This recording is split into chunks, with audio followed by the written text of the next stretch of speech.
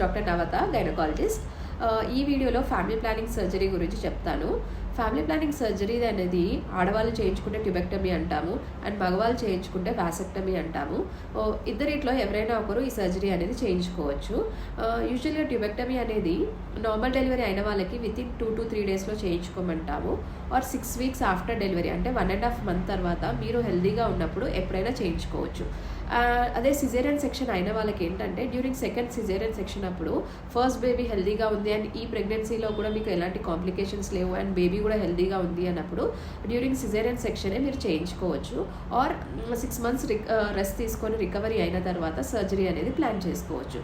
ఈ tubectomy surgery అనేది laparoscopy ద్వారా చేయొచ్చు ఆర్ ఓపెన్గా కూడా చేయొచ్చు. దాన్ని మినీ లాప్రోటమీ అంటాము. సో రెండిట్లో ఏది బెటర్ అంటే లాప్రోస్కోపీ మేము అడ్వైస్ చేస్తాము, ఎందుకంటే ఫాస్ట్గా రికవరీ అవుతారు. ఇన్ఫెక్షన్స్ కానీ కాంప్లికేషన్స్ కానీ కంపేర్ టు ఓపెన్ సర్జరీ చాలా తక్కువగా ఉంటాయి అండ్ మీరు సర్జరీ అయిన రోజే డిశ్చార్జ్ అయిపోవచ్చు అండ్ వితిన్ 2 to 3 days మీరు వర్క్ కూడా చేసుకోవచ్చు. అదే ఓపెన్ సర్జరీ ఏంటంటే ఒక 2 to 3 centimeter చిన్న ఇన్సిషన్ ఇచ్చేసి మీకు ట్యూబ్స్ని కట్ చేస్తాము. కొన్నిసార్లు కాంప్లికేషన్స్ వచ్చే అవకాశం ఉంటుంది అండ్ రికవరీ రేట్ కూడా లాప్రోస్కోపీతో కంపేర్ చేస్తే కొంచెం లేట్గా ఉంటుంది.